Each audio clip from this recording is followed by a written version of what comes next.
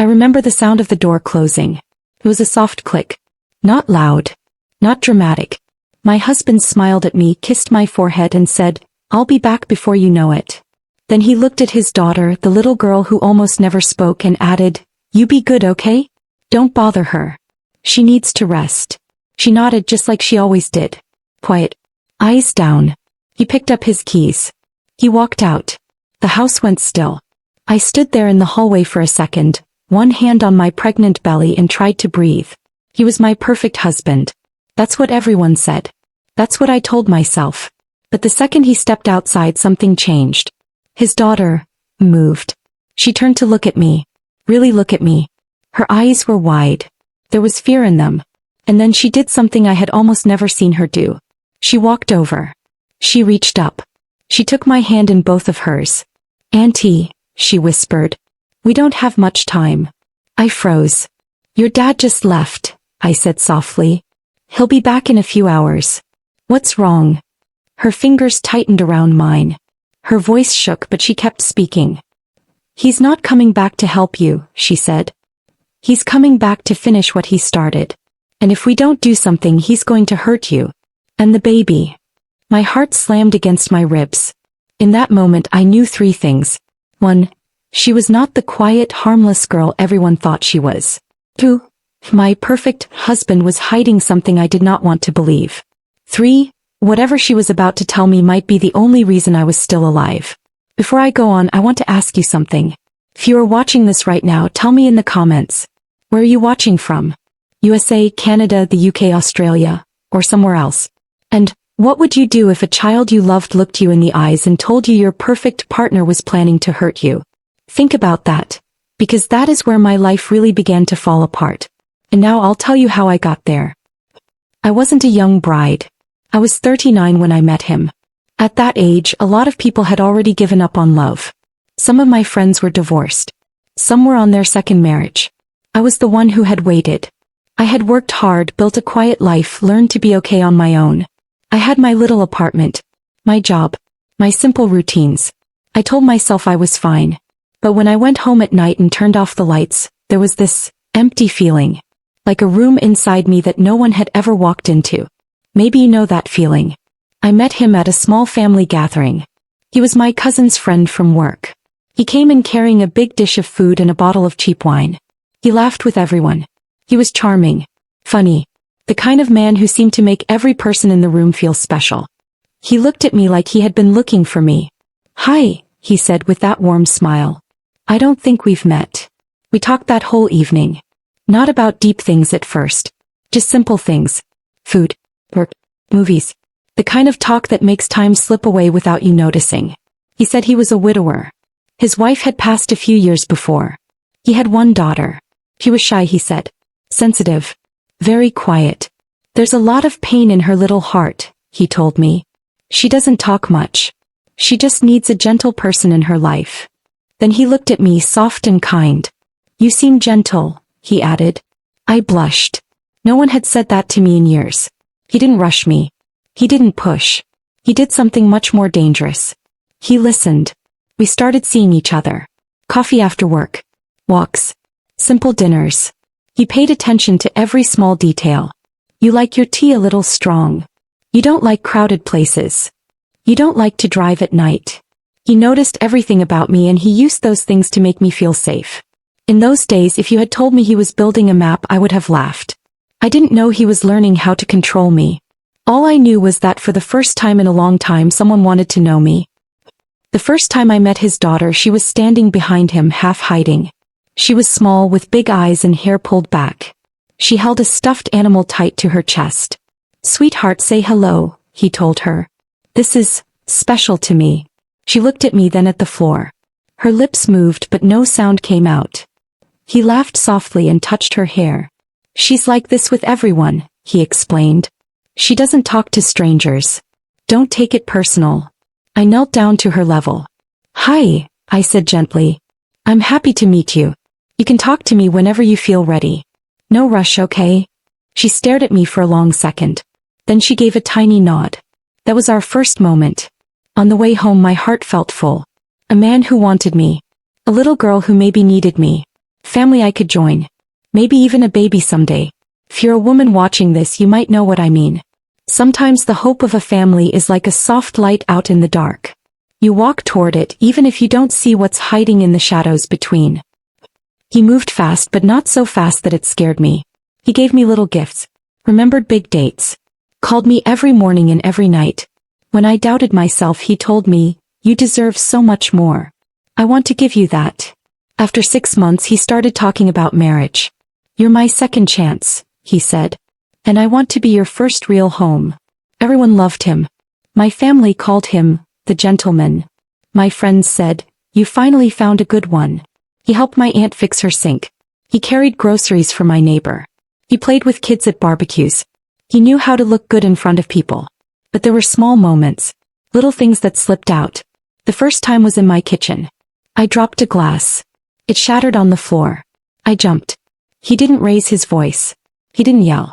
He just let out this long sigh. "Can you try to be more careful?" he said. "You're so easily distracted." He smiled after he said it like it was a joke. But the words stayed in the air, heavy and sharp. Thought maybe I'm too sensitive. If anything like that has ever happened to you, tell me in the comments.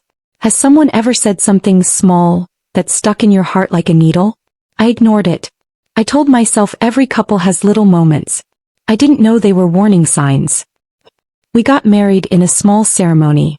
No big dress. No long aisle. Just a simple promise. He held my hands and looked right into my eyes. "I will protect you," he said.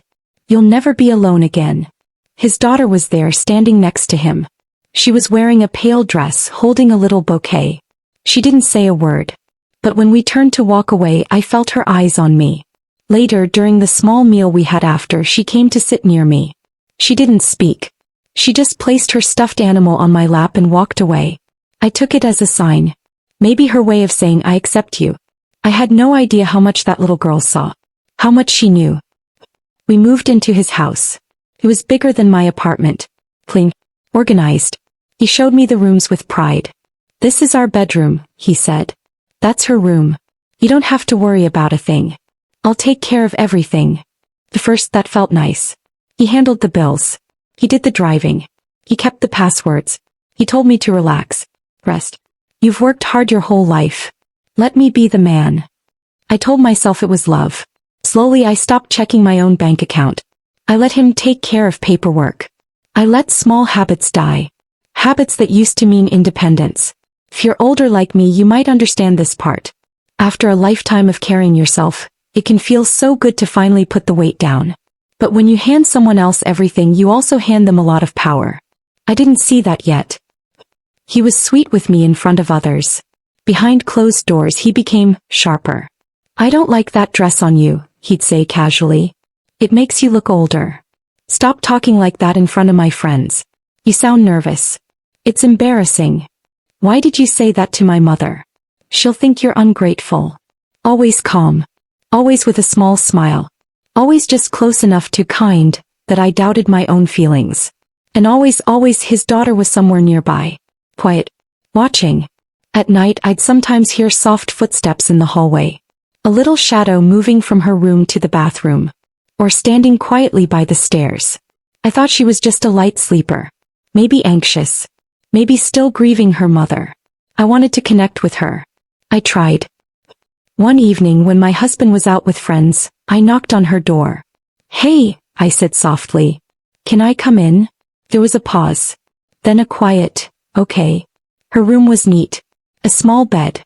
Some toys. A shelf with books. The stuffed animal I had seen before was sitting on the pillow. He was sitting at a small desk drawing. "Wow," I said. "You're very good at that." She shrugged, not looking at me. "Can I sit with you for a bit?" I asked. She nodded. I sat on the edge of her bed. A long silence settled between us. Not heavy. Just unsure. I decided to be honest. "You know," I said, "I never had a daughter. I always thought I'd be a mom, but life went another way. I'm trying my best to be gentle with you. If I do anything wrong, you can tell me, okay?" She stopped drawing for a second. Her hand trembled just a little. Then she went back to her picture. She still didn't speak. But when I got up to leave, she tugged at my sleeve. She didn't say anything. She just looked at me and then pointed at the nightstand. There was a small glass of juice there. He stared at it. Then at me. Her eyes were strange. Like she wanted to say something but didn't dare. I almost asked her what was wrong. But the garage door opened. I heard my husband's car. Her body went stiff. She pulled her hand back, sat down quickly and bent over her drawing. When he opened her door a moment later, she had gone still and quiet again. Just like he liked her. "Hey, princess," he said. "You okay?" She nodded. He glanced at me and smiled. "Girls' night, huh?" he joked. I smiled back, but something inside me was cold. I didn't know why that little glass of juice on the nightstand would echo in my mind later. I didn't know why her eyes had been so wide. I was about to learn. A few months after we married, I found out I was pregnant. I remember sitting in the bathroom staring at the little test in my hand. 2 clear lines. My hand shook. I was happy, terrified, overwhelmed. At my age, I had started to believe it might never happen. I walked out to the living room still in shock. My husband was at the table flipping through some bills. "I need to tell you something," I said. He looked up, saw my face and stood fast. "What's wrong?" he asked. I held out the test.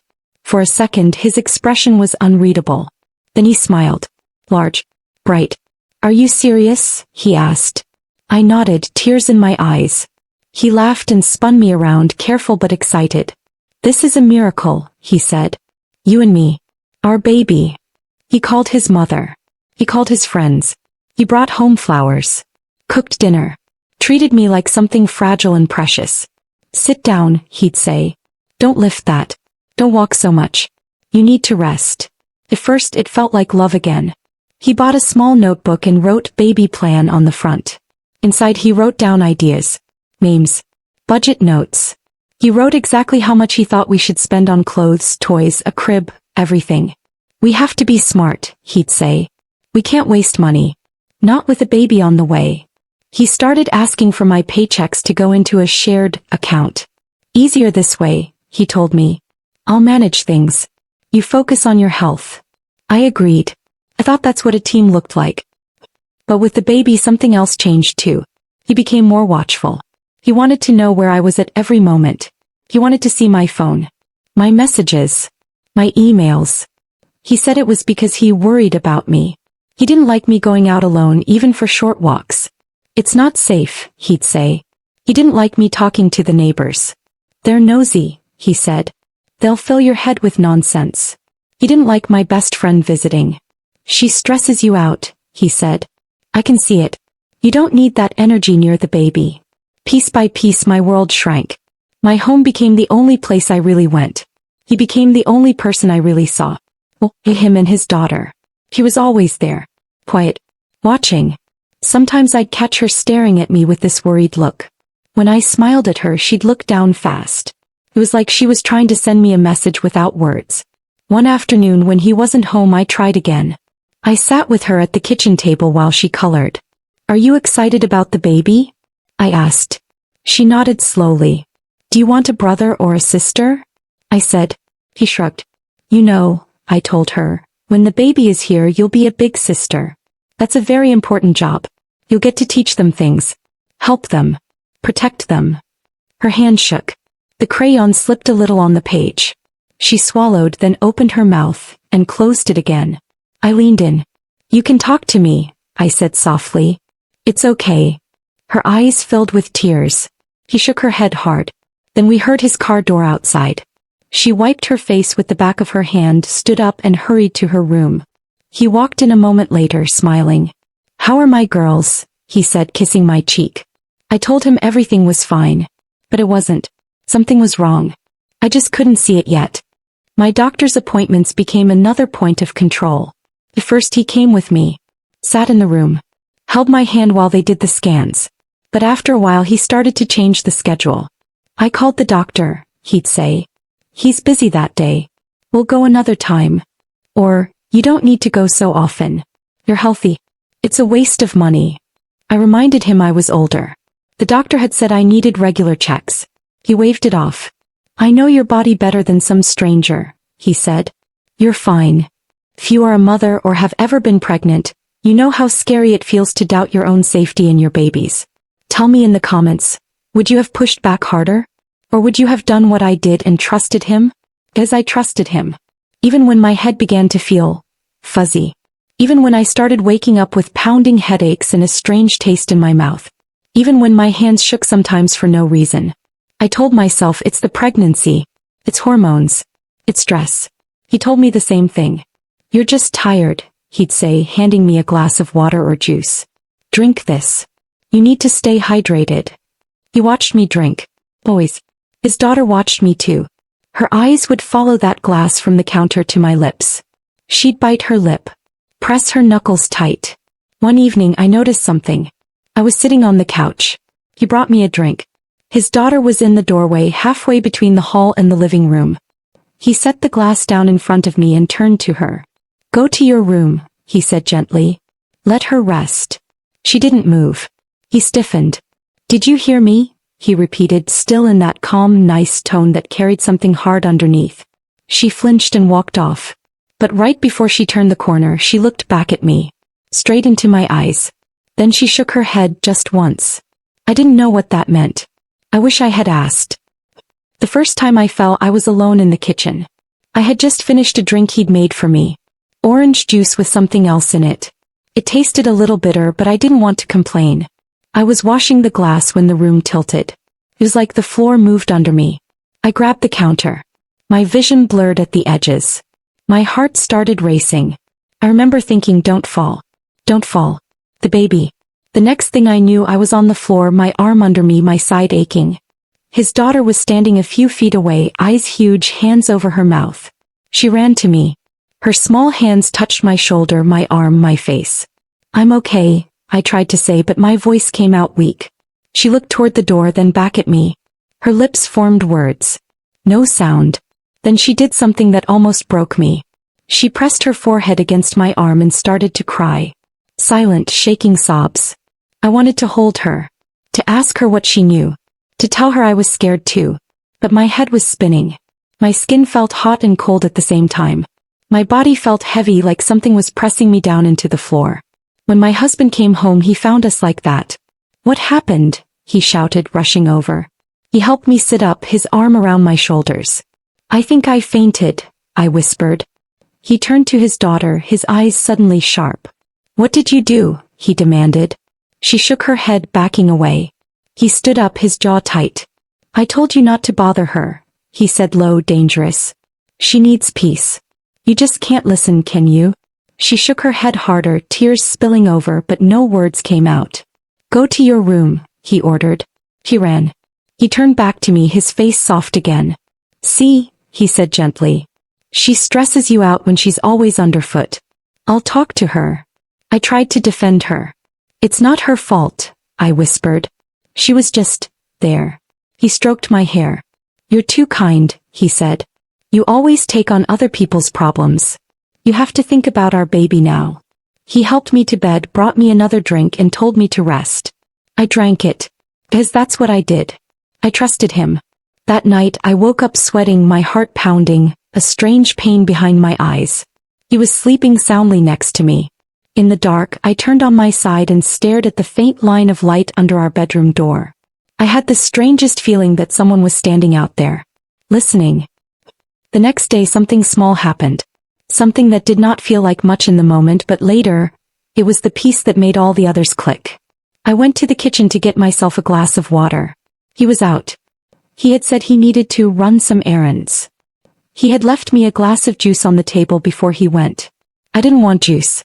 My stomach turned just looking at it. I went to the sink, filled a glass with water and took a small sip. As I did, I heard a tiny sound from behind me. I turned. His daughter was standing in the doorway again. Bare feet. Hair a little messy. Eyes fixed on the glass in my hand. Hey, I said softly, trying to smile. Did I wake you? She didn't answer. She pointed at the water in my hand. Then she pointed at the juice on the table. Then she shook her head hard and covered her mouth with her hands. My skin prickled. Are you telling me not to drink that? I asked, my voice shaking a little. She stared at me, eyes full of fear, and nodded. My heart started to race. Why? I whispered. She opened her mouth. Nothing came out. She squeezed her eyes shut like she was fighting something inside herself, then turned and ran back down the hall. I stood there alone in the kitchen staring at that glass of juice. I didn't drink it. For the first time I poured it slowly down the sink. The sweet smell rose up, made my stomach twist. I washed the glass. My hands were shaking. In that quiet room I felt something shift. Trust is like a bridge. Sometimes it falls all at once. Sometimes it cracks one tiny line at a time. That tiny moment with his daughter, that was one of the first cracks. When he came home he went straight to the kitchen. He looked at the empty glass, then at the sink. "You didn't drink it?" he asked calmly. "I wasn't feeling well," I said quickly. "I just wanted water." He smiled, but it didn't reach his eyes. "You need the vitamins," he said. "You know that, right? I'm trying to take care of you. You should listen to me." His voice was still soft, but there was something under it. Something that made the hair on my arms stand up. "I will," I said, trying to keep my voice steady. He stepped closer, put his hands on my shoulders, looked down into my face. "You know I love you, right?" he asked quietly. "You and the baby. I would never do anything to hurt you." I nodded. He kissed my forehead. Then he went to his daughter's room. I heard the door open, then close. There was a long silence, then a very low, sharp voice from him. I couldn't make out the words. A small sound from her. Not quite a cry. More like a broken breath. I wanted to get up, to go stand by her door, to listen. But my legs felt weak. My chest felt tight. I sat at the table and held my belly. "Please be okay," I whispered to the little life inside me. "Please, both of us, be okay." Days went by like that. My headaches got worse. I was more tired than I should have been. He watched everything I ate and drank. He always wanted to be the one to help. He brought me soup, drinks, smoothies. If I ever tried to make my own food he would smile and say, "Let me. You shouldn't be on your feet." On the surface it looked like love. If you're still watching, I want to know. Have you ever seen a kind act that later turned out to be something else? Tell me down below. Your stories might help someone else see a red flag in their own life. Because that's what I wish I had seen. But I didn't. Not until the night he left us alone. The night his silent daughter finally broke. The night she saved my baby's life. That evening started like any other. He made dinner. Something light, for the baby, he said. He watched me eat. Watched me drink the juice he gave me. His eyes followed every movement. His daughter sat across from me, picking at her food, her face pale. He kept saying, "Eat, sweetheart. You need to grow." She took tiny bites, barely chewing. At one point our eyes met. I saw panic there. After dinner he announced he had to go out. "Just for a few hours," he said, grabbing his keys. "Some paperwork came up. I need to handle it. You two will be fine here, right?" I felt dizzy. More than usual. "I don't feel so good," I admitted. "Maybe you should stay." He smiled and touched my cheek. "You always worry too much," he said. "Lie down. Rest. You'll feel better. I'll be back soon." He looked at his daughter. "Be good," he told her. "Don't bother her. Don't tire her out." She stared at him, lip trembling, but nodded. He walked to the door. I watched him put on his shoes. "Open it. Step out." He turned back for a second and gave me that familiar, charming smile. "I love you," he said. "I love you too," I answered automatically. Then he closed the door. The soft click echoed through the house. Something inside me woke up. My head was spinning, but my mind felt sharp in a strange way. I looked at the empty glass on the table. I looked at the door. I looked at his daughter. She was standing there, hands clenched at her sides, staring at the door like it was a monster. Then she turned to me. Her chest was rising and falling fast. Her eyes were huge. She walked toward me. 1 step. 2. 3. Her small hands reached for mine. And then, for the first time since I had known her, she spoke in a clear, shaking voice. "Auntie," she said, "we don't have much time. I have to tell you what he's doing, before it's too late." "Auntie," she said, "we don't have much time. I have to tell you what he's doing, before it's too late." My whole body went cold. My head was already heavy from the drink he'd given me at dinner. My heart was beating fast, too fast. The room felt like it was moving just a little. I swallowed.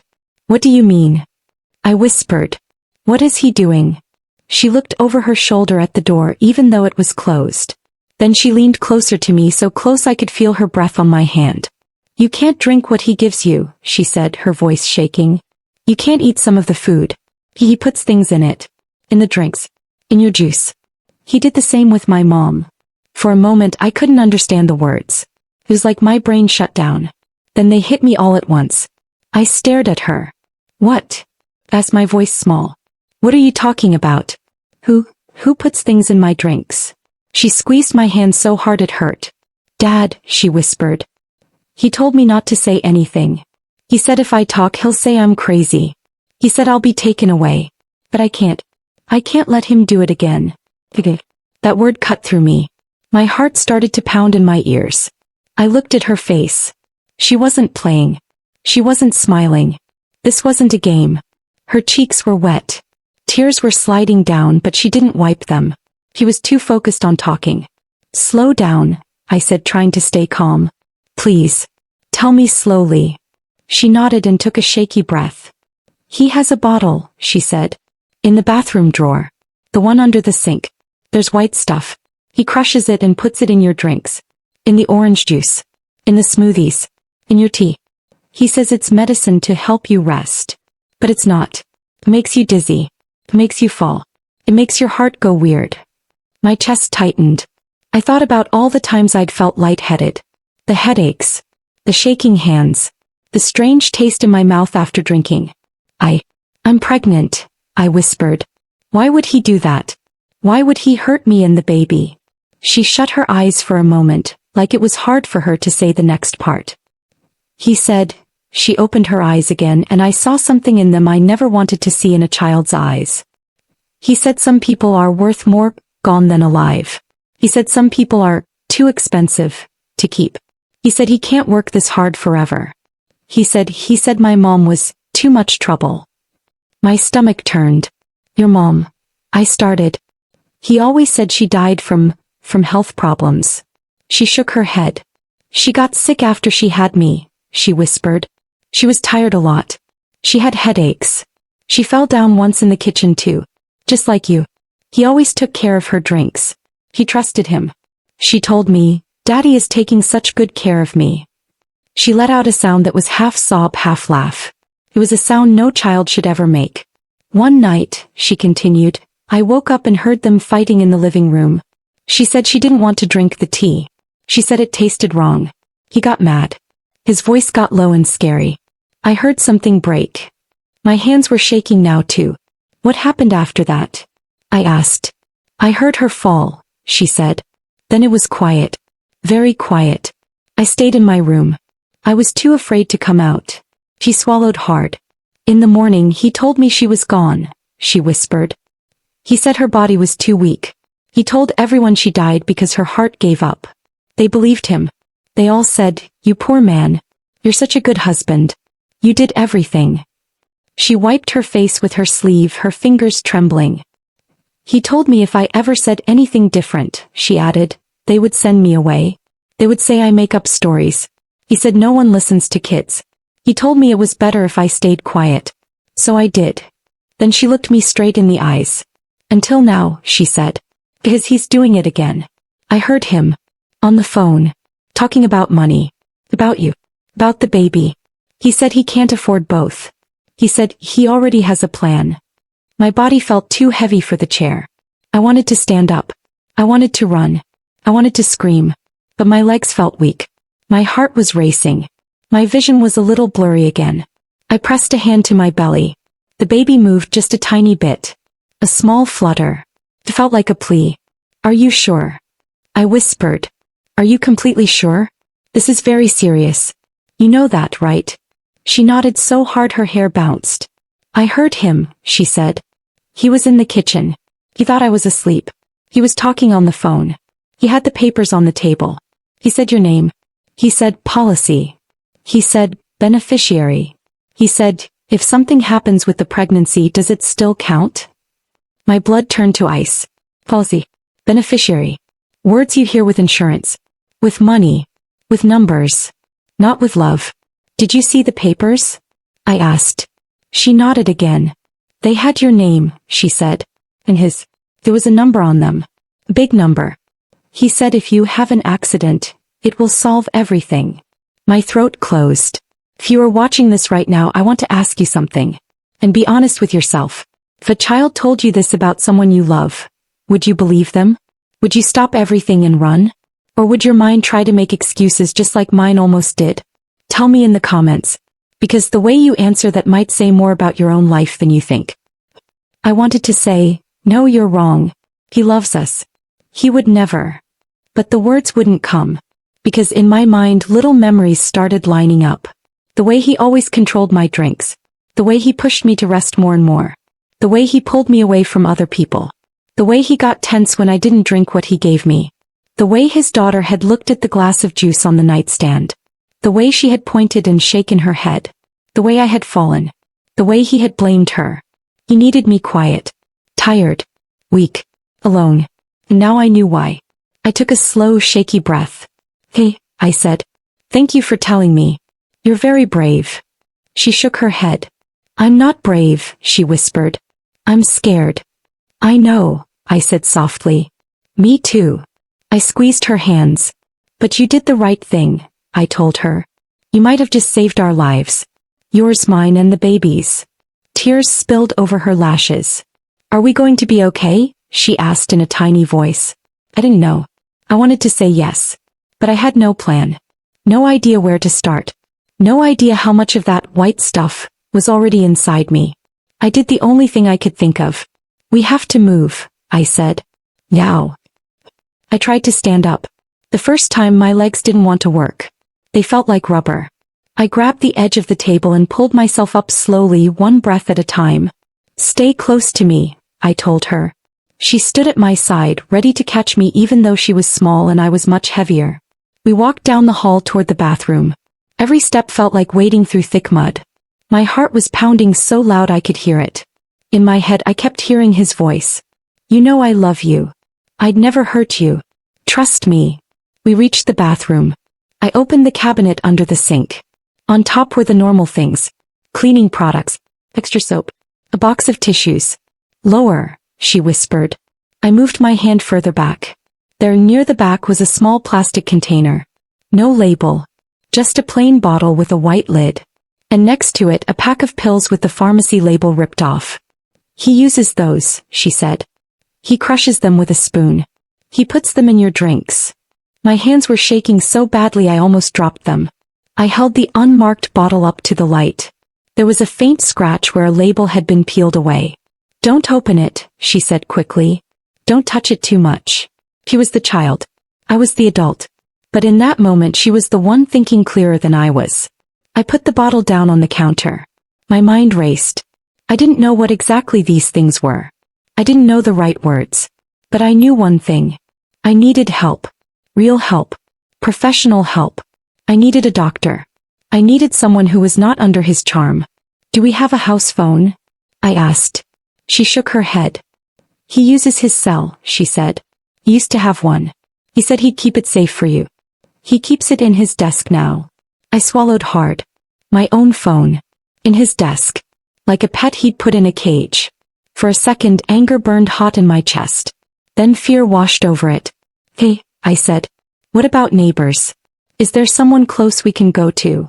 She nodded slowly. There's a woman 2 houses down, she said. The one with the dog. He waves at us sometimes. Dad doesn't like her. That sounded perfect. If he didn't like her she probably saw through him. All right, I said.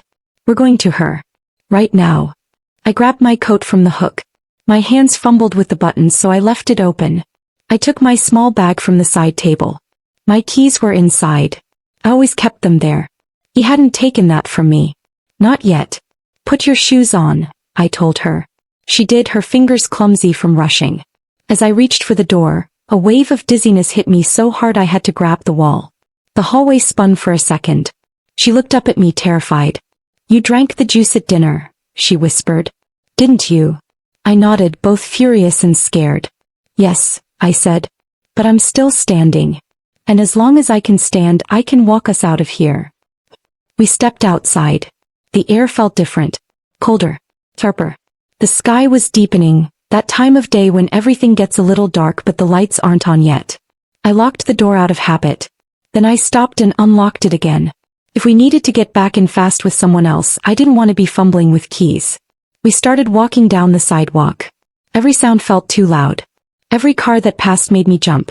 I kept expecting his car to turn the corner. To see his headlights.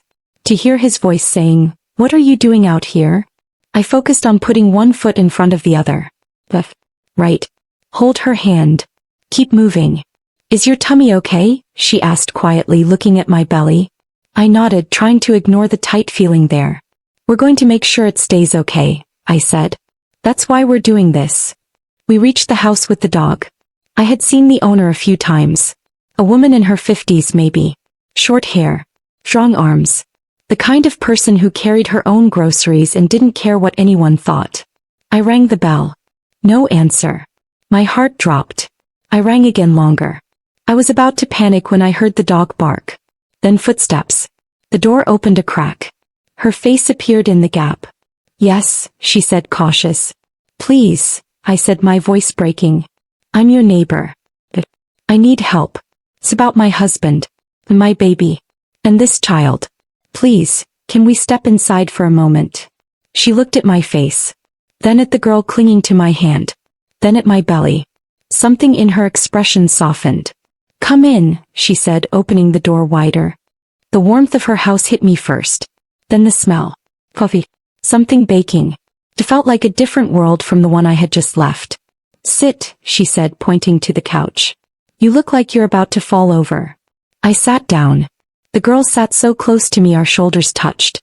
The woman closed the door, then came to stand in front of us with her arms crossed. "I've seen you around," she said. "He doesn't let you out much." I let out a shaky laugh that turned into something like a sob. "You noticed?" I asked. "Some of us pay attention," she replied. The dog, a big mixed breed with kind eyes, came to sniff my hand, then rested its head gently on my knee as if it knew I needed something to hold on to. "What's going on?" she asked. "Tell me slow. I don't scare easy." I looked at the girl. "Do you want to tell her?" I asked softly. "Or do you want me to?" Her eyes filled again. "Can you?" she whispered. "I'm scared." I nodded. I turned back to the neighbor. "I think my husband has been putting something in my drinks," I said. "In my food. For a while. I'm pregnant. I've been getting sicker and sicker. His daughter just told me he did the same to her mother. That there are papers. Difference. Money if something happens to me." The woman's face hardened. "That man," she muttered. "I knew there was something off about him." "You did?" I asked, desperate to hear that I wasn't crazy. "He's too perfect," she said. "Too helpful. Men like that, the ones who show off how good they are, sometimes they're hiding something dark. I've seen it before." She reached for her phone. "I'm calling an ambulance," she said. "And the police. They can sort out what's in your system. They can test you. And they can talk to this little one if she wants to share what she heard." I panicked. "No, please," I said quickly. "If he finds out we've called the police before we know for sure, I'm afraid of what he'll do. He's very careful. He makes people think he's a saint. I need proof. Real proof." She paused, the phone still in her hand. "Listen," she said slowly. "I worked in a clinic for years. I've seen women come in, head spinning, heart racing, thinking they're just tired, only to find things in their blood that should never be there. If this girl is right, you don't have time to play detective. You need a doctor now. That is your proof." I looked down at my shaking hands. He was right. If I collapsed before I even tried to get help, all the truth in the world would die with me. "If we call," I said, my voice small, Can we say I just feel very sick? That I'm pregnant and scared? That's true. I don't have to say everything on the phone, right?" She nodded. "Good thinking," she said. "You don't owe them your whole story in one breath. Let's get you in the system first." She dialed. I listened to her calm voice as she spoke. "Yes, I have a pregnant neighbor here. She's weak, dizzy, having trouble standing. She says she's been feeling worse over time. Yes, she's conscious." "How far along?" "How far are you?" she asked me. "Second trimester," I whispered. "About halfway," the neighbor said into the phone. "Yes, she can talk." No, she hasn't been to the doctor recently. Her husband controls that. Yes, there is a child with us. No, there's no active violence at this moment. But she's very scared. Can you send someone to check her? There was a pause. All right, she said. We'll wait outside. Thank you. She hung up. They're coming, she said. It might take a bit. Try to breathe. I nodded. The girl reached for my hand again. Are they going to take you away? She asked. They're going to make sure I'm okay, I said softly. And you too. You did something very important today. She looked unsure. What if he gets mad? She whispered. What if he says I lied? I met her eyes. If he was really innocent, I said, would he be this afraid of you talking? She blinked slowly. I never thought about it like that, she said. That's because you're a child, the neighbor added gently. And it was never your job to protect him from the truth. The girl wiped her nose on her sleeve. Can I stay with you if they take her? She asked the neighbor suddenly. Please? Just for a little while.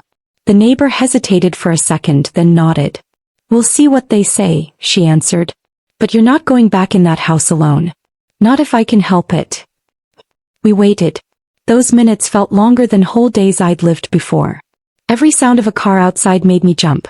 Every time the dog barked, my heart tried to climb out of my chest. I kept expecting to hear his engine, his steps, his key in the lock next door. There was still a chance he could come back before the ambulance. What time is it? I asked. The neighbor checked. He's only been gone 20 minutes, she said. Feels longer, doesn't it? I nodded. My head felt heavy and light at the same time.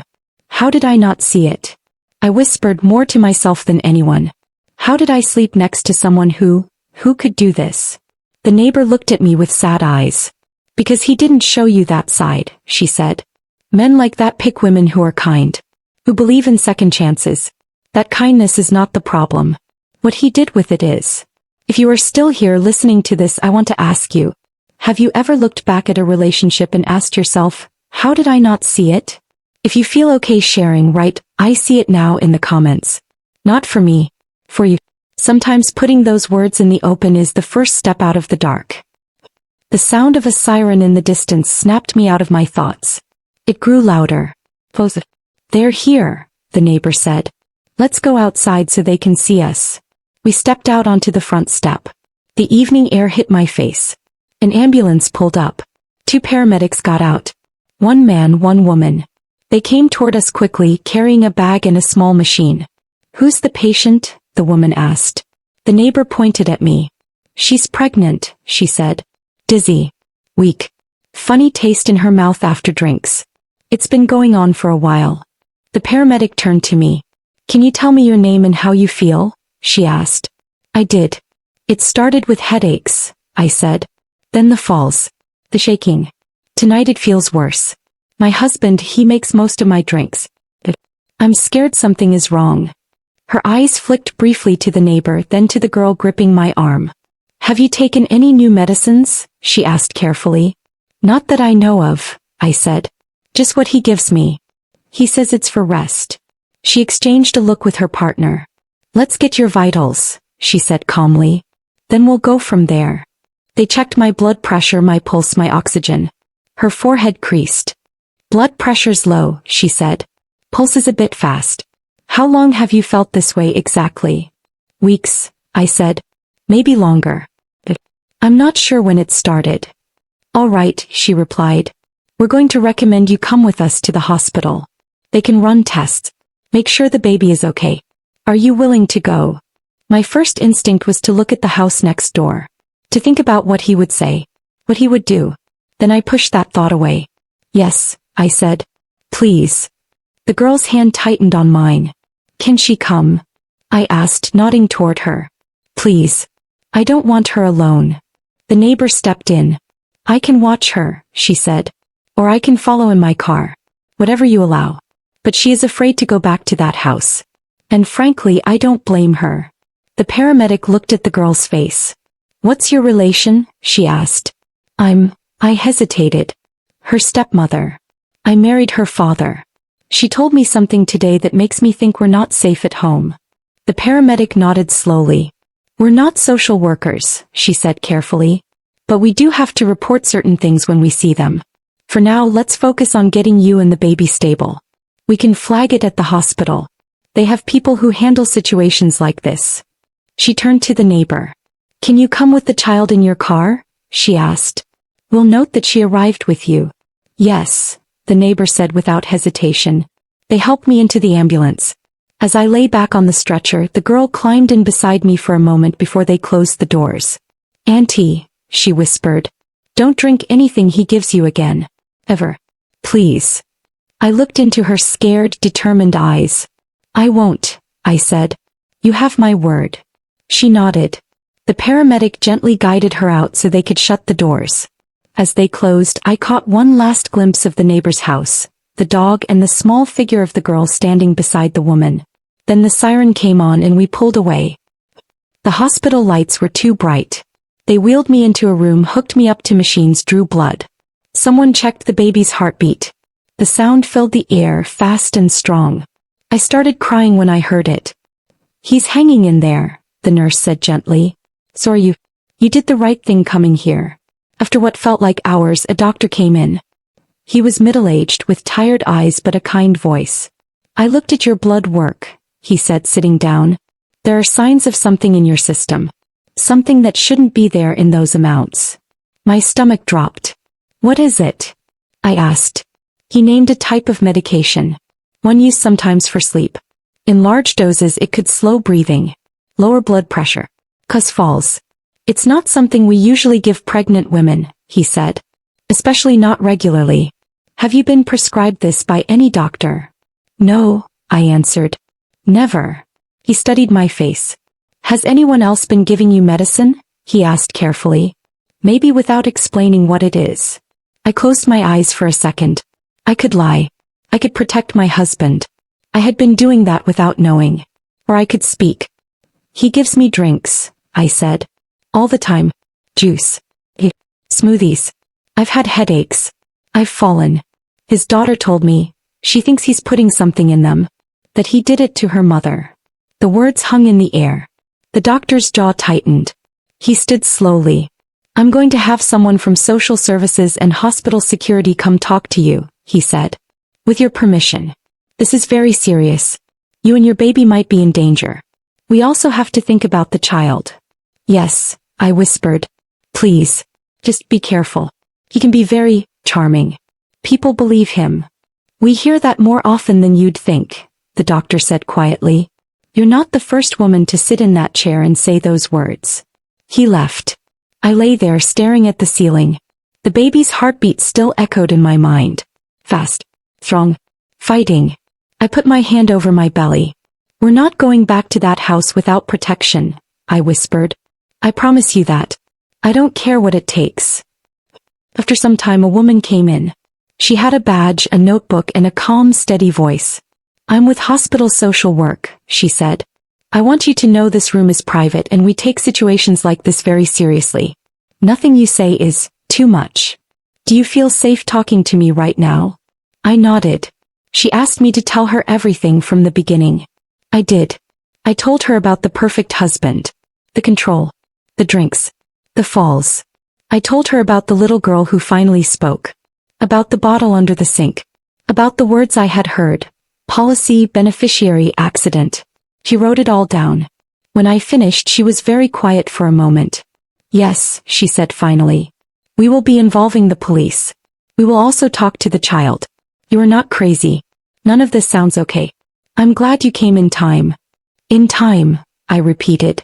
Is the baby really okay? For now, yes, she said. We're going to keep you for observation. We'll give you fluids. We need to flush some of this out of your system. But we caught it before the worst, it seems. I let out a breath I didn't know I was holding. Will you keep him away from us? I asked. When he finds out I'm here, he'll come. And when he comes, he'll put on a show. She nodded. We can flag your chart, she said. Security will be told not to let him in without your consent. The police may want to be here when he arrives, depending on what they find. What about his daughter? I asked quickly. She's with our neighbor now. He can't go take her, can he? If there is active concern for her safety, she said, we can ask Child Protective Services to step in quickly. They might place her temporarily with that neighbor, especially if there is no other safe family nearby. We'll move fast. I felt a strange mix of relief and sorrow. She was his child. Part of her might still love him. Part of her would be broken by what was about to happen. But he had used her silence like a shield. And now that she was speaking, she needed more protection than he ever gave. The social worker stood. "I'll be back," she said. "Try to rest if you can. I know that's a big ask right now." She left. I lay there alone again. Outside I could hear the sounds of the hospital. Carts. Voices. Doors opening and closing. I turned my head. On the small table next to me was a plastic cup with water. I stared at it for a long time. Then I reached out and sipped it. For the first time in weeks, I knew exactly what was in my drink. Nothing. I don't know how much time passed before there was a knock on the door. It opened a crack. The social worker came in again with another person behind her. A police officer. My heart jumped. "Don't worry," the social worker said quickly. "He's here to help. We've informed them of what you told us. They'll need details. And we just got word." She glanced at the officer, who nodded and stepped forward. "Your husband is in the waiting area," the officer said. "He arrived a few minutes ago. He says he got a call from a neighbor that you weren't feeling well and he rushed right over. He has flowers. He's been very emotional." Of course he was. The show had begun. I felt something harden inside me. "He wants to see you," the officer continued. "Under normal circumstances, we'd ask you if that's okay. In this case, we'd like your permission to control the situation. We can bring him in here with us present. We can record. Or we can ask him to wait while we talk more. It's your choice." My mind raced. If I let him in now, he would try to charm, to twist, to cry. If I refused, he'd tell everyone I was hysterical. That the pregnancy was making me paranoid. But what if I could use this? What if I could let him talk, and catch him with his own words? I looked at the officer. "If you are here," I said slowly, "and if you record everything, I want to see him. I want to hear what he says when he thinks I'm still under his spell." The officer nodded. "We can do that," he said. "We'll stay in the room. We'll let him talk. You don't have to confront him with everything yet unless you want to. Sometimes they hang themselves with their own rope if you just let them speak." The social worker put a gentle hand on my arm. "This is a brave choice," she said. "Are you sure?" I thought about the little girl holding my hand, telling me we didn't have much time. I thought about my baby's heartbeat on the monitor. I thought about the bottle under the sink. "Yes," I said. "I'm sure." The officer gave a small, grim smile. "All right," he said. "We'll bring him in." He turned to leave. Just before he stepped out, I spoke again. "Officer," I said. He looked back. "If he tries to give me anything," I said, "a drink, a candy, anything, please make sure it's tested. Don't let him throw it away. Don't let him touch it after." The officer's eyes sharpened. "Understood," he said. He left. The social worker stayed with me, sitting in the corner with her notebook. I could feel my pulse in my throat. In a few moments, the man I had loved, the man I had married, the man I had trusted with my life and my baby's life, was going to walk into this room. He would smile. He would cry. He would call me my love. And I was going to listen to him like someone listening from the outside for the first time. I took a deep breath. "I'm ready," I whispered, half to myself, half to the little life inside me. The door handle turned. The door began to open. And there he was, holding a bright bouquet of flowers. Eyes already wet. Voice soft and broken. "Sweetheart," he breathed. "What happened? Why didn't you call me? I came as soon as I heard." He stepped into the room, took one look at me in the hospital bed, and let out a long, shaky sigh. "Oh, my love," he said. "You look so weak. You should have listened to me. You should have let me take better care of you." He took a step closer. And that's when he saw the police officer standing just out of his line of sight. He froze for half a second. Then the mask slid back into place. "Officer," he said with a careful smile. "Oh good. You're here to..." "I was just worried about my wife and our baby. I want to do whatever I can to help." He turned back to me, placing the flowers on the table. "Here," he said gently. "I even brought your favorite juice from home. I thought it might cheer you up." He reached into his bag. My heart stopped. He pulled out a familiar bottle. The same brand. The same color. He held it out toward me. Drink a little, he said. It'll make you feel better. You know it always does. The room went very still. The officer watched. The social worker watched. I looked at the bottle, and for the first time I didn't see love. I saw a loaded weapon in a smiling hand. He held out the bottle toward me. Drink a little, he said. It'll make you feel better. You know it always does. His voice was soft, loving. His eyes were wet. If he just walked in right then, you would think he was the perfect husband. But I knew better now. I didn't reach for the bottle. Instead, I looked at it like it was a knife with no blade. My heartbeat filled my ears. Behind him, the officer shifted his weight. I could feel the social worker watching everything. I'm not thirsty, I said quietly. He frowned just a little. You have to drink something, he said, that gentle push in his tone. You're always tired. That's why you faint. You don't listen when I tell you to take care of yourself. He took a half step closer. The bottle came nearer to my hand. The room felt smaller. I forced my voice to stay steady. Could you give it to the officer first? I asked. He wanted to see the things I've been drinking. For my medical record. For a split second, something flashed across his face. Annoyance. Fear. Bigger. Then it was gone. He laughed a little too quickly. Oh, come on, he said. Now we're making a big deal out of nothing. It's just juice. Why would a police officer care about that? The officer stepped forward. Actually, sir, he said calmly, we are interested in anything she's been eating or drinking, especially at home. There are some unusual things in her blood work. May I see the bottle? My husband hesitated. It was small. Just a pause. Less than a second. But it was there. Then he handed it over. Fine, he said with a light shrug. If it makes everyone feel better. I just wanted to help my wife. The officer took the bottle carefully like it really was a weapon. He turned it in his hand. No label, he said. Did you pour this yourself at home? Yes, my husband said quickly. We buy big cartons. I pour her a little to take with her. She gets thirsty. It's just juice. The officer looked at the bottom. There's some white residue here, he said softly, mostly to himself. We'll hold on to this. My husband opened his mouth, then closed it. No problem, he said, forcing a smile. Give a man a break for trying to be a good husband, huh? He turned back to me. His eyes softened again. Sweetheart, he said, why didn't you call me when you felt bad? I would have come right away. I'm the one person you can trust. The words hit me like a slap. The one person you can trust.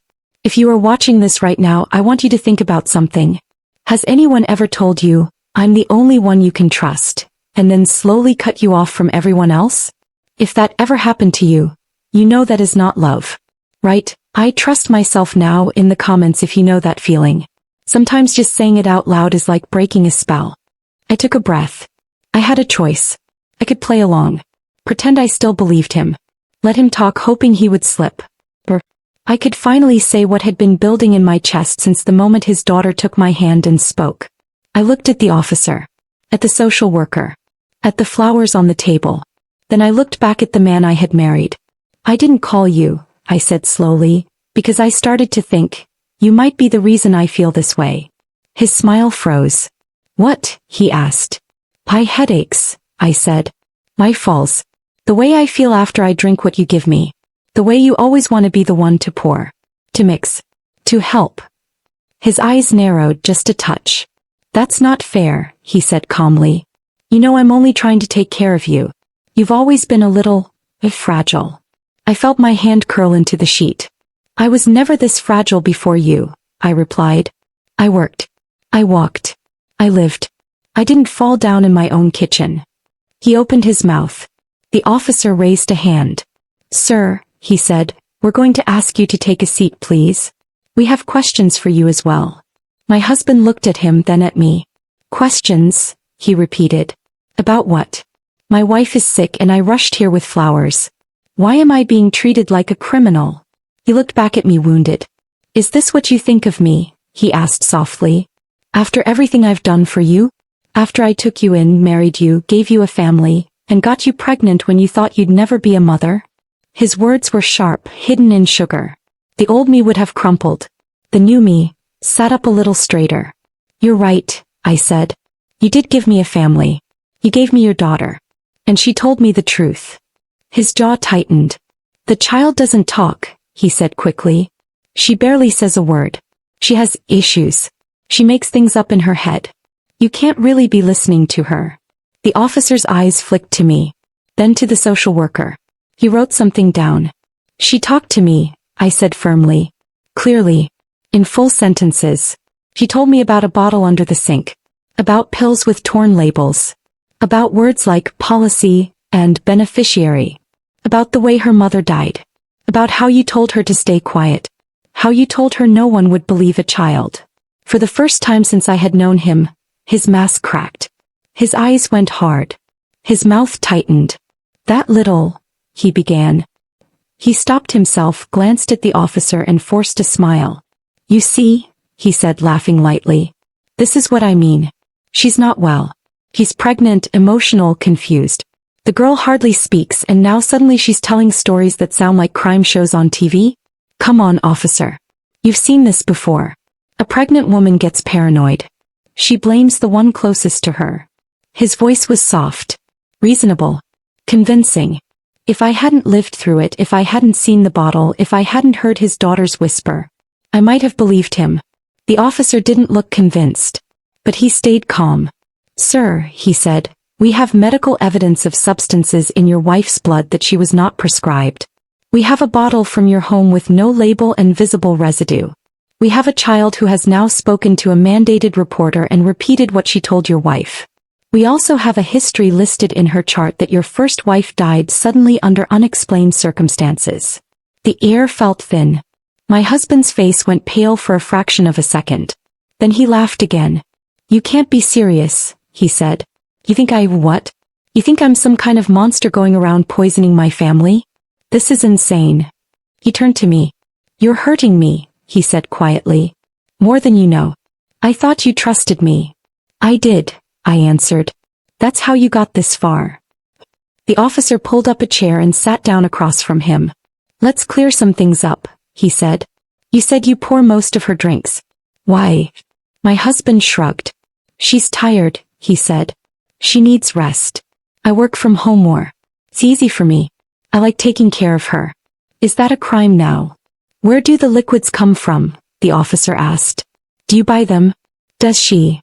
I do, he said. I do all the shopping. He's not good with money. Another little cut. The officer nodded. Do you take any medicine yourself? He asked. Sleep aids? Calming pills? Anything like that? No, my husband said. I'm healthy.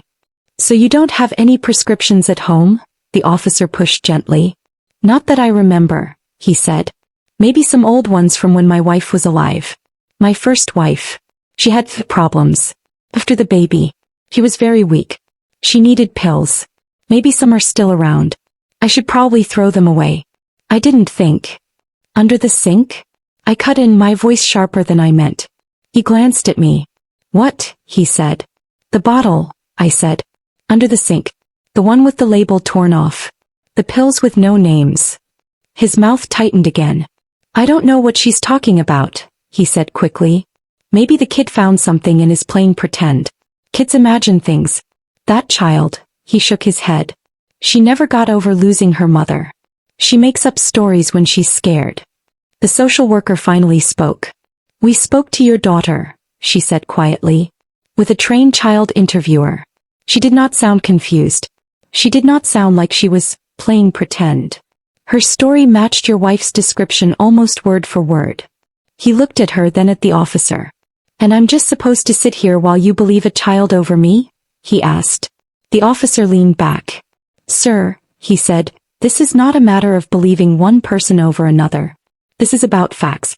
Right now the facts we have are unexplained substances in your wife's system, your control over her intake, and a history that suggests this might not be the first time something like this has happened around you. We are going to ask you to come with us to the station for further questioning. My husband stood up fast. This is ridiculous, he snapped. I'm not under arrest. I came here as a good husband. I don't have to go anywhere with you. The officer also stood.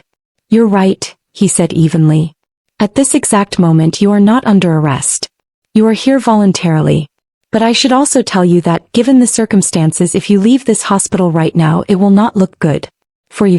Or for your custody of your child. Something in that word, custody, made him pause. He glanced at me, then at the door, then at his hands. He sat back down slowly. Fine, he muttered. Ask your questions. I've got nothing to hide. The next part felt like watching a TV show, except it was my life. The officer asked him about money. About insurance. About what would happen if something happened to me. At first he kept acting confused. Then when the officer politely mentioned the word policy, he slipped. Of course I have a policy, he said, as if we were all foolish. It's normal. People have life insurance. We have a baby coming. What if she dies in childbirth? It happens. I can't be left with bills. His words stabbed. What if I die in childbirth? I repeated quietly. Is that how you think about it? He looked at me sharply, then softened. I'm just being practical, he said. I'm the only one thinking of the future. You just think about feelings. The officer wrote something down. And did you discuss this policy with your wife? He asked. Yes, my husband lied smoothly. She knows. She signed the papers.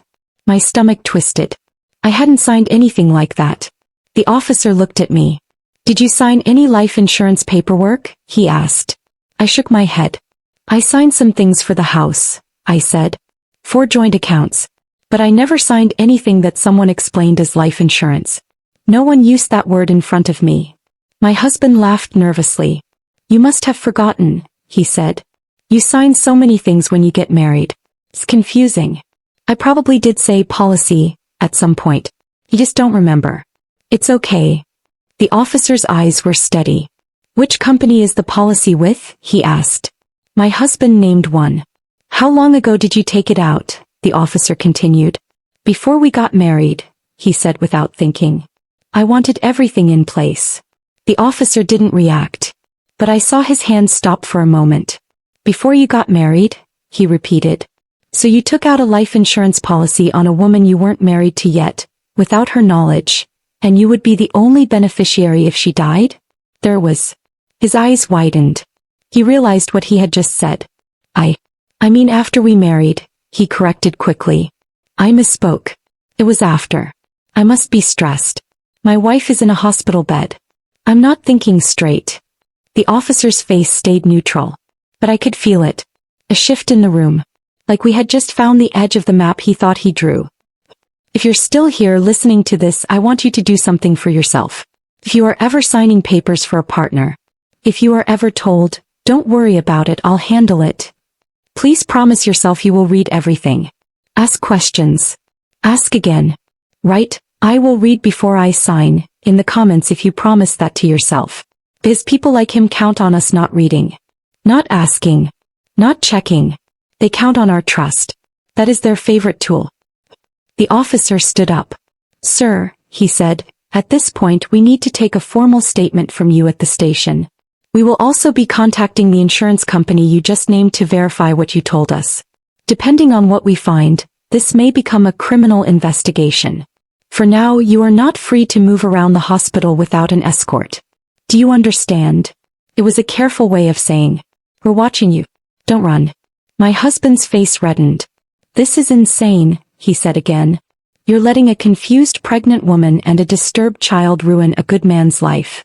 I love my family. I do everything for them. He looked at me with open anger now. I gave you a home, he said. I gave you a baby. I took you when no one else wanted you. And this is how you repay me? By calling the police on me?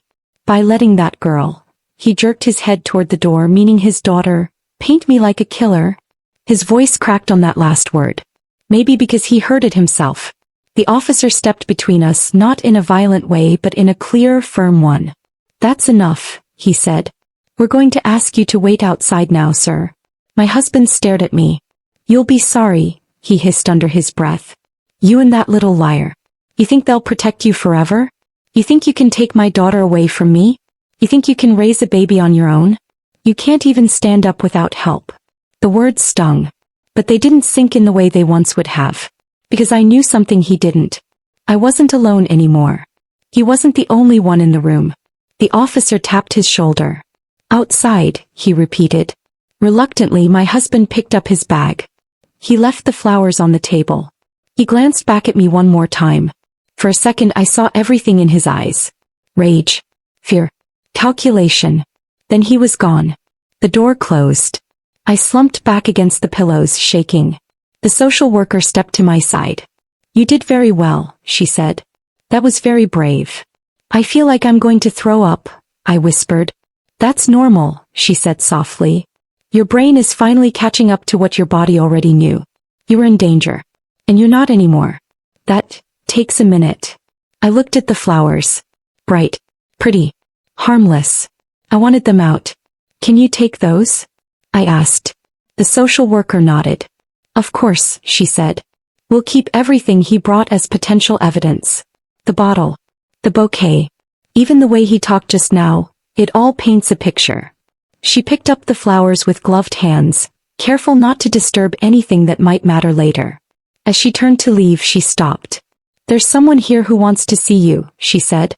Only if you feel up to it. My heart jumped. Is it? I started. She smiled gently. Yes, she said. Your neighbor. And the girl. They came in together. The neighbor looked tired but strong like always. The little girl looked smaller in this big hospital room. But her eyes were clearer than ever. She rushed to my side. Are you okay? She asked, voice trembling. I nodded, tears spilling down my cheeks.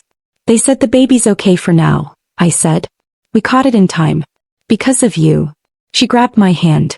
I was so scared, she whispered. When they took you away in the big car. But I thought maybe I said it too late. Like with my mom. I shook my head. No, I said firmly. You were right on time. You saved us. You saved me. And you saved this baby. She looked at my belly. Her hand moved like she wanted to touch it but wasn't sure if she could. Go ahead, I said. She placed her small palm on my stomach. We waited. After a few seconds, there was a little kick. Her eyes widened. He moved, she whispered. He said hello. I laughed through my tears. Or she, I said. Either way, they're saying thank you. The neighbor sniffed and wiped at her own eyes. You two are something else, she muttered. Strongest pair I've seen in a long time. He turned to me. They tried to talk to her without me, she said, meaning the police. I told them she could talk but only if someone she trusts is nearby. When she mentioned the bottle and the words she heard, their faces changed. They're taking it seriously. Will they keep her safe? I asked, nodding at the girl. He's so angry. You heard him. He'll say she lied. He'll try to get her back, use her to make himself look good. The neighbor nodded. They're calling emergency child services, she said. For now, they'll let her stay with me since I'm the one who brought her. They'll do home checks, paperwork, all that. But they said they'd move faster because of your case. The girl looked between us.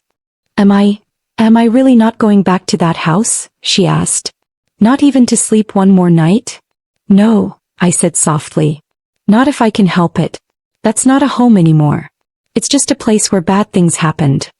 Her shoulders sagged with relief. But, she whispered, what if they believe him?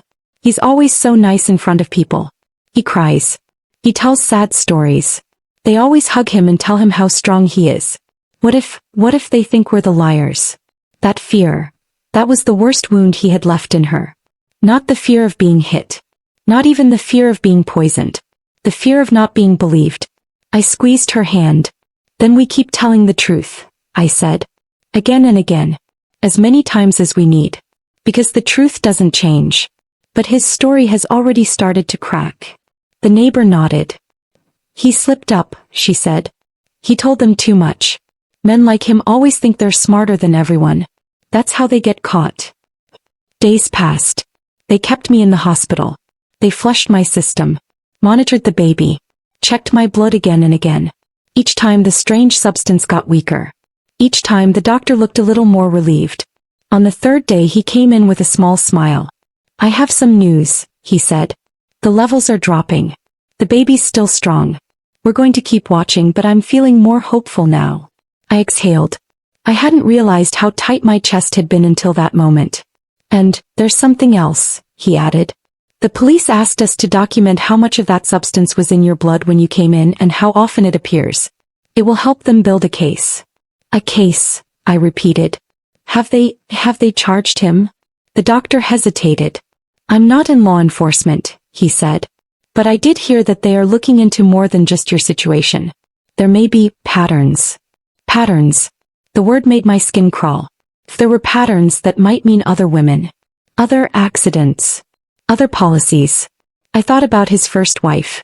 About how everyone had said, poor man. He did everything for her.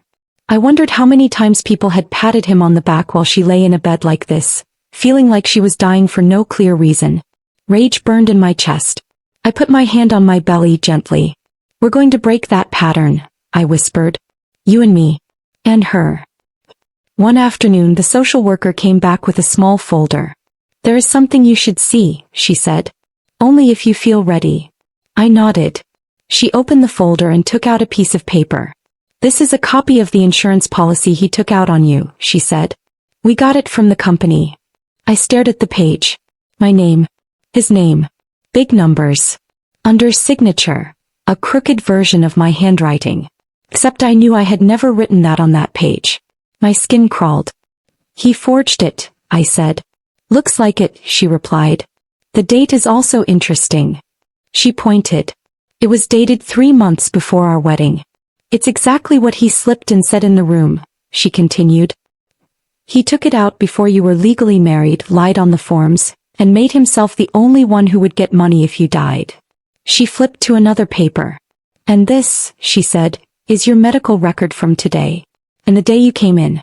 It clearly shows the substance in your system. The doctor's notes about it not being prescribed. All of this together is strong evidence. I swallowed. Strong enough? I asked. Strong enough that he can't just smile and walk away? She held my gaze. It's not my job to promise outcomes, she said gently. Courts are slow. People have good lawyers. But I can tell you this. Right now the case looks serious. They are not treating it like a misunderstanding. They are treating it like a crime. I nodded. Tears burned my eyes again. Can I ask you something? I said. Of course, she replied. Why did it take so long for anyone to see him? I asked. Why did no one ever look closer when his wife died? When he isolated this girl? When he controlled everything? Why did I have to almost die before anyone believed there might be something wrong? She sighed. Because he's good at hiding, she said.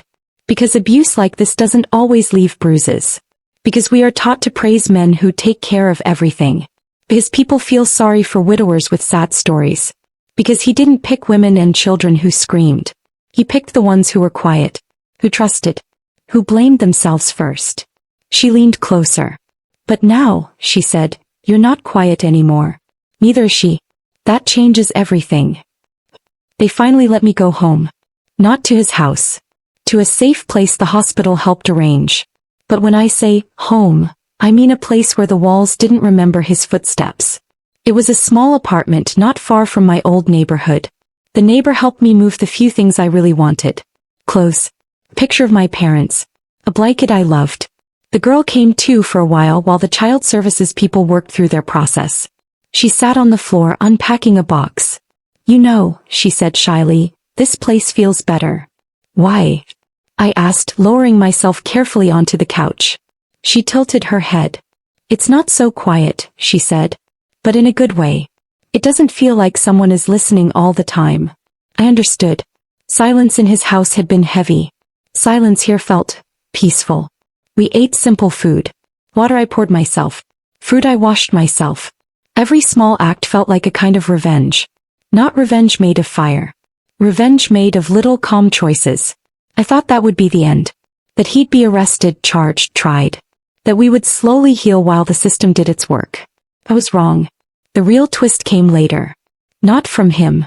From someone I never expected. It was a week after I moved into the new place.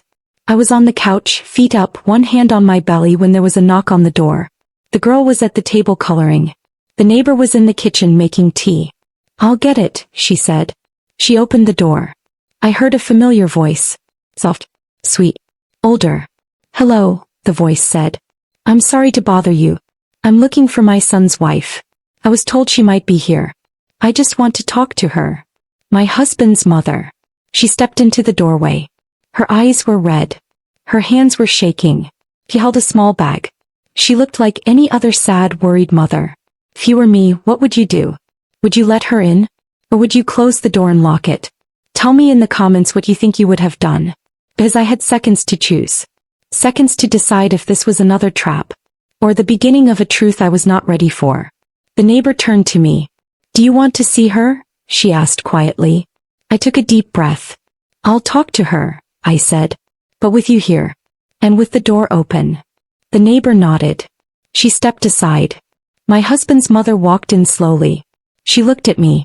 And in her face, I didn't see anger. I saw something else. Guilt.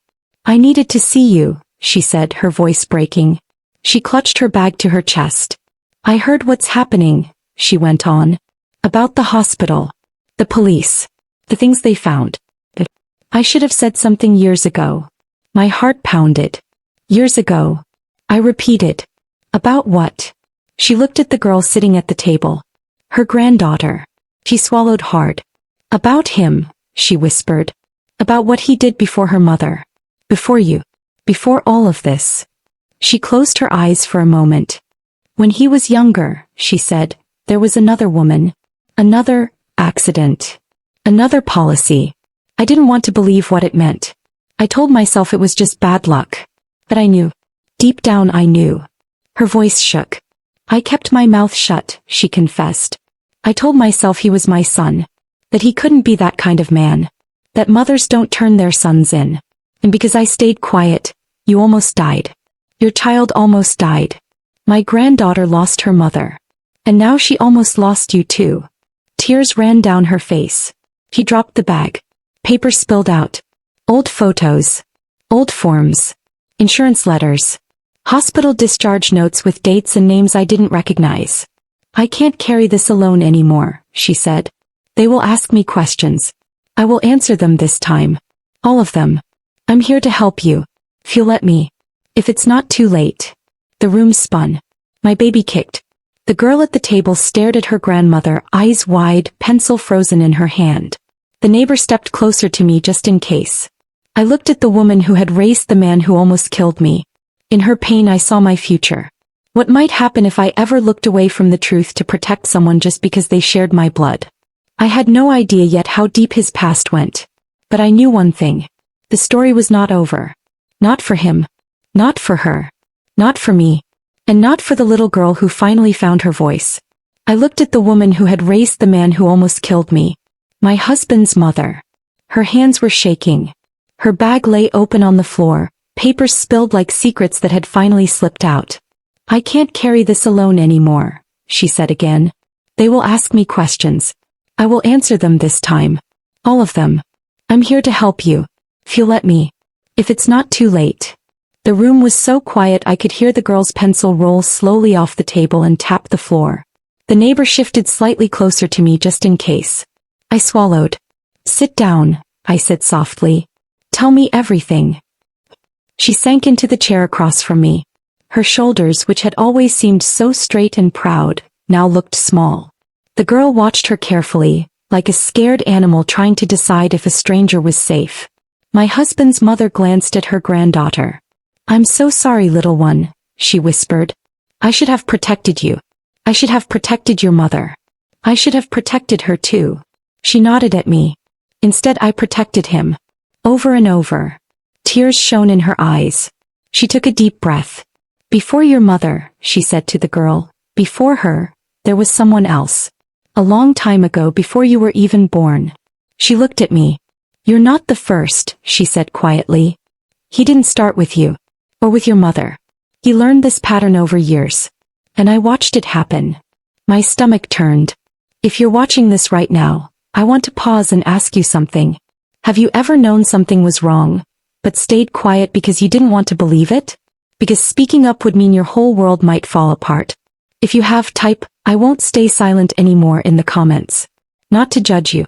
To promise yourself you'll do it differently next time. Because silence is how people like him stay powerful. He started talking. Slowly at first. Then faster, like once she opened the door, everything rushed out. When he was in his 20s, she said, he met a woman at work. He was kind, soft-spoken. He brought her home for dinner like he did with you. He told me she was the one. He swallowed. I saw the same things then that I saw later, she continued. The way he chose women who had been hurt before. The ones who doubted themselves. The ones who didn't have a big family around them. He called it rescuing. It felt ignoble. At first. She shook her head. Then came the little comments, she said. The way he'd correct her in front of us. Don't say it like that. You sound silly. The way he'd explain her own job to her like she was a child. Back then people laughed it off. He's just protective, they said. He loves her so much. Her voice dropped. One night she came to me alone, she said. She told me he was watching everything she did. Controlling what she ate. What she wore. Who she saw. She said she felt like a bird in a cage. I told her all men have flaws. That he was just intense. That she should be grateful he loved her so much. She closed her eyes. I told her to be patient, she whispered. To give him time to calm down. I told her she was lucky. Lucky. The word tasted bitter in the air. What happened to her? Asked my voice rough. She left, his mother said. Before they married. She disappeared one day. Packed her things while he was at work and went to stay with a friend in another city. She sent a short letter saying she needed space. That she was scared. She didn't blame him directly. But the fear, it was there between every line. She twisted her hands together. He was furious, she said. Not heartbroken. Furious. Not because he loved her. Because she took control back. Because she left before he could fully trap her. The neighbor nodded slowly. I know men like that, she murmured. My husband's mother went on. After that, she said, he was colder, smarter. He learned. He didn't go after strong women anymore. He only chose the ones who looked at him like he was their last chance at love. Women like you. I felt that like a punch. Guess it was true. I had looked at him that way. And then, I asked quietly. Then he met her? I glanced at the girl. Her mother. Yes, his mother said. He met her at a support group of all places. She had just lost someone in her family. She was vulnerable. Alone. He offered her comfort. A strong shoulder. A safe place. She looked at the girl again, eyes full of pain. He moved fast, she said. They married quickly. They had you quickly. I thought, maybe this time it would be different. He seemed so happy. He helped with the baby. He did the dishes. Everyone called him the perfect husband. Her face hardened. The first time she came to me with fears, I made the same mistake, she said. She said she felt dizzy sometimes. That he was very strict about her food. That he got angry when she didn't drink everything he made her. My throat went dry. What did you tell her? I whispered. I told her it was postpartum, his mother said, voice breaking. Baby blues. I said she was tired. That she was lucky to have a man who cared so much. I told her she was imagining things. I told her not to upset him. I told her to rest. A tear slid down her cheek. The next time I saw her, she said, she was in a coffin. The girl flinched. Her grandmother reached out a hand, but the girl didn't move. We all said it was her heart, she continued. The doctor wrote complications on the paper. He cried at the funeral. Oh, how he cried. People held him and said, you did everything. You poor man. He stood over her grave and swore he would be the best father in the world to his little girl. She let out a bitter laugh. After that I started to see things, she said. The way he talked about insurance. About money. About wasted potential. I saw him search online for policies late at night. I saw how quickly he filed the claims. How he bought a new car not long after. How he never once visited her grave alone unless someone was watching. She looked at me. I knew, she whispered. But I told myself I didn't. Because if I admitted it, it would mean my son was a monster. And what does that make a mother who raised him? Who kept quiet? She spread her hands empty. It makes her a coward, she said. I have been a coward for years. I won't be anymore. He pushed the papers closer to me. These are from back then, she said. The first woman. Your mother. She nodded at the girl. The timing. The policies. The payouts. Kept them all. I told myself it was just organizing. But really, I think I was keeping proof. In case one day someone finally asked the right questions. She took a shuddering breath. Now they are asking, she said. And I will answer. If you're still listening, I want you to notice something. This man didn't become dangerous overnight. He practiced. He tested.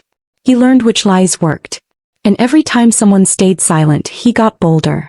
So if you see a pattern in someone you know, even a small one, don't wait for a third or a fourth or a fifth time. Type, I will trust the pattern, not the excuses, in the comments if you understand. Because patterns don't lie. People do. What are you going to do? I asked her. His mother straightened a little. I already called the detective in charge of his case, she said. I told him I have things he needs to see. I'm going to the station after this. I will tell them about the first woman. About your mother. About the things I saw. I will not hold anything back this time. She looked at her granddaughter. If you want, she said softly, I will also stand by you when you talk to them again. If you don't want me there, I understand. I failed you. But I want you to know. I believe you now. Every word. The girl's eyes filled. Why didn't you before? She whispered. When I told you I was scared at night. When I said I didn't like the drinks Daddy made. You said I was being dramatic.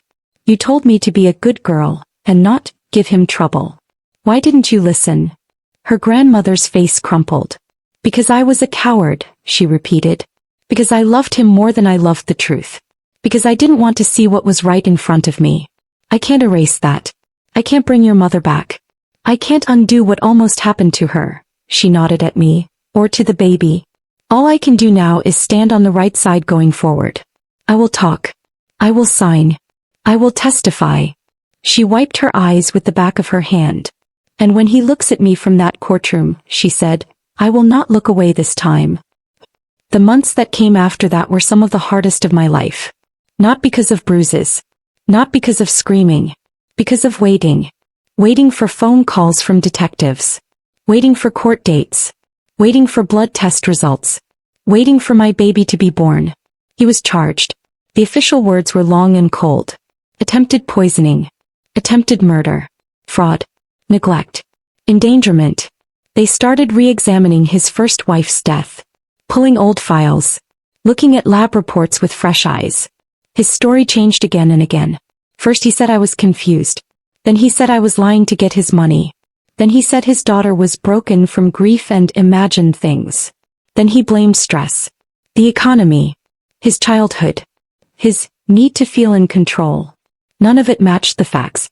His mother's papers. The policy dates. The lab results. The way I got better as soon as I stopped drinking what he gave me. The girl's testimony. We weren't perfect witnesses. We stuttered.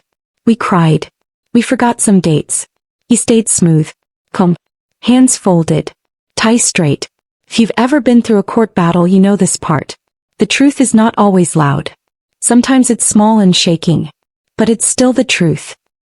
The day I took the stand, my belly was big. Everyone in the courtroom could see the baby he had almost never met. He watched me walk to the witness chair. There was a tiny smile on his face. Like he was sure he would win. I told the story anyway. From the first drink to the last. From the headaches to the fall. From the little girl's whisper in the quiet house. To the bottle under the sink. To the ambulance. The room was silent. His lawyer tried to twist everything. Isn't it true you were under a lot of stress? He asked. Isn't it true pregnancy can cause dizziness? Isn't it true you have a history of anxiety? Yes, I said. All of that is true. But none of that puts unprescribed drugs in my blood. None of that hides bottles with torn labels. None of that explains why I got better when he was forced to stop helping me. He frowned. Isn't it possible, he pressed, that you simply misunderstood your husband's attempts to care for you? I looked straight at him. If caring for someone means slowly making them too weak to stand, cutting them off from their friends and taking out life insurance policies without their knowledge, I said, then yes. I misunderstood. Thought that was love. I know better now. A few people in the courtroom shifted. I saw one woman in the back wipe her eyes. Maybe she had her own story. Maybe you do too. If you've ever sat in front of someone who hurt you and finally said, I know better now, right, I know better now in the comments. It doesn't change the past, but it changes the rest of your story. The strongest moment though was not mine. It was hers. The little girl. She was small in the big chair. Her feet didn't reach the floor. She clutched a stuffed animal in one hand. The judge asked if she wanted to hold someone's hand. She chose the social worker. Her voice shook at first. But once she started speaking, she didn't stop. She told them about the bottles. About the white powder. About the way he watched me drink. She told them about the night her mother fell. About the sound. The silence. His face in the morning. She told them about his threats. He said if I told, she whispered, they would take me away. That no one would believe me. That I would be locked up.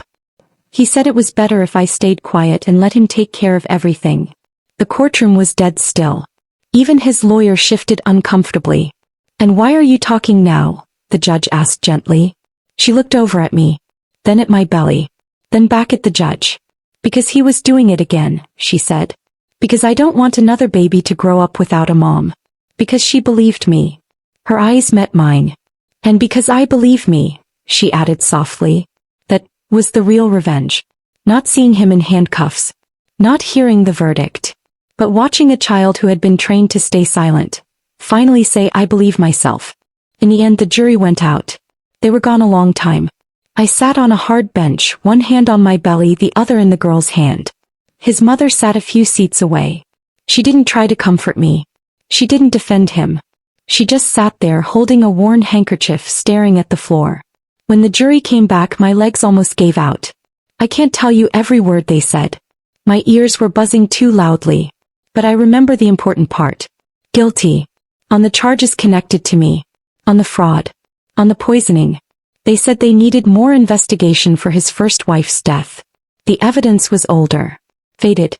Messy. But this time, at least, he would not walk out of that courtroom and go home to the same house, the same kitchen, the same bottles. He looked at me as they led him away. No more tears. No more sad husband.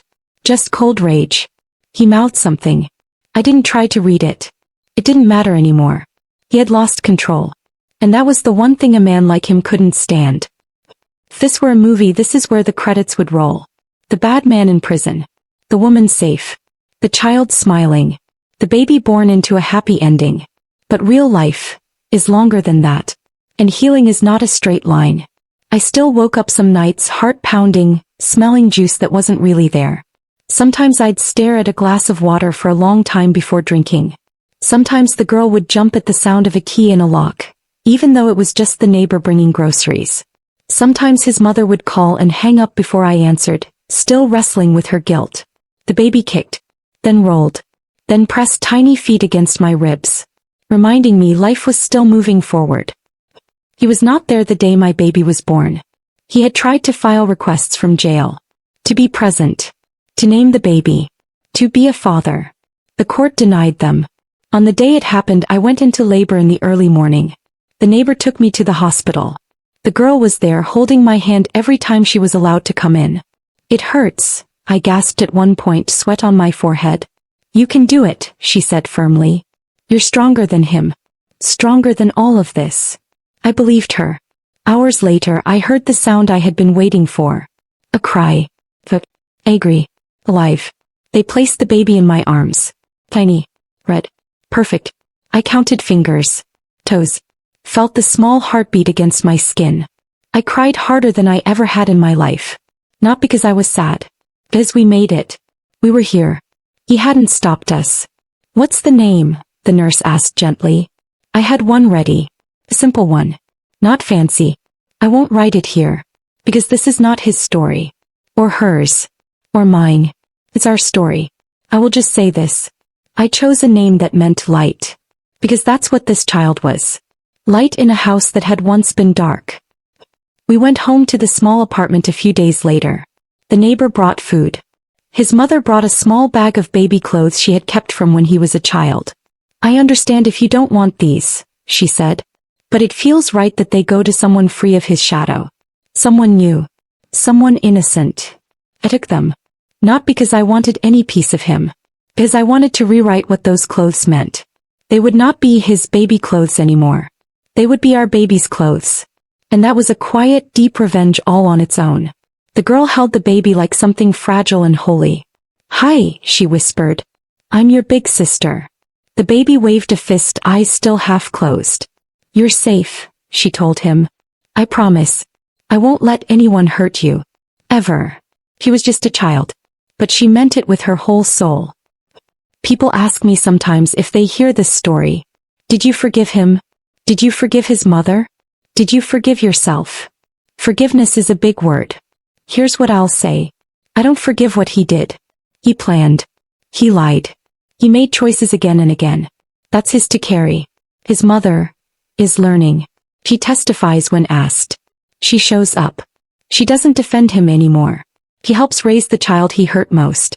I don't know if forgive is the word. But I don't hate her. I see her as a warning. A picture of what happens to a heart that stays quiet too long. As for myself, I spent a lot of nights blaming me. For not seeing. For not leaving sooner. For not reading papers. For wanting love so badly I walked right into a cage. But here's what I understand now. He picked me because I was kind. He picked me because I trusted. He picked me because I believed in people. Those are not faults. He used my best parts against me. My real revenge is refusing to let him ruin those parts forever. I still love. I still trust. I still believe in people. But I also listen to my body now. I listen to my doubt. I listen to children. That balance, that's my power. The girl lives with us now. Not just on paper with all the official stamps and signatures. In real life. In the morning rush. In shared breakfast. In late night talks when she can't sleep. He has nightmares sometimes. She wakes up sweating, saying that he's standing in the doorway holding a glass. I hold her hand until her breathing slows. "You're not there anymore," I remind her. "You're here. With us. He can't come in. The door is locked. And even if he tried, there are a lot of people watching now." She nods. It takes time. But I see little changes. She laughs more. She speaks more. She sings to the baby off-key and sweet. She tells him stories that start with, "Once there was a little boy who was never afraid to ask for help." She's rewriting the story she was given. That's a kind of justice no court can give. Sometimes letters arrive. From him. From prison. He writes things like, "I'm sick. I need help. I didn't mean it. It was stress." Or, "You owe me. I made you a mother. The least you can do is bring my children to see me." Or, "If you don't answer me, I'll tell everyone you're the crazy one. You're nothing without me." I read them once. Then I put them in a folder marked evidence and give them to our lawyer. I don't write back.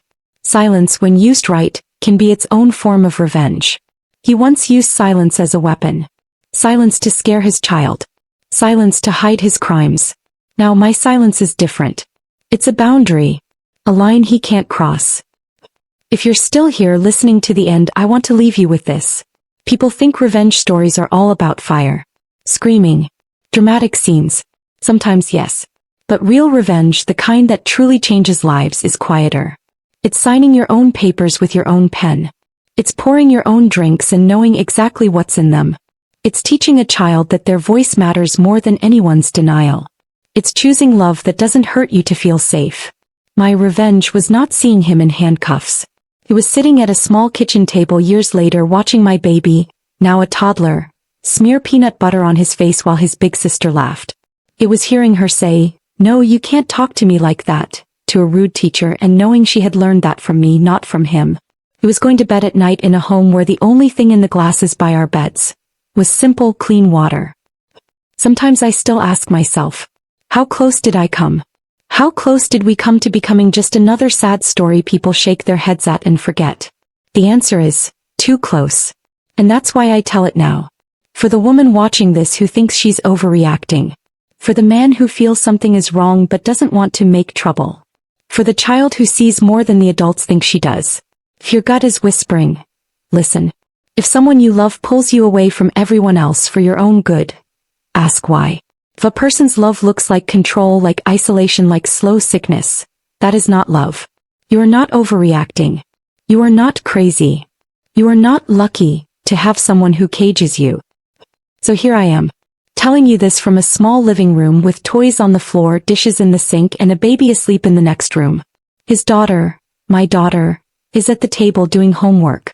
She looks up sometimes and smiles at me. She is not silent anymore. She asks hard questions. She corrects me when I'm wrong. She laughs loudly. She cries loudly. She lives loudly. And that is the loudest revenge of all. Because he wanted a quiet house he could control. Instead, he left behind a home full of voices he can't silence. If you've watched all the way to the end, tell me in the comments. 1. Where are you watching from? USA, Canada, UK, Australia, or somewhere else? 2. What part of this story hit you the hardest? The child's first words, the courtroom, or the quiet ending? And if you've ever escaped a situation where love looked like danger and you made it out, write "I made it out" below. Your story matters. Your voice matters. Your life is not a policy for someone else to cash in. It's yours. Always.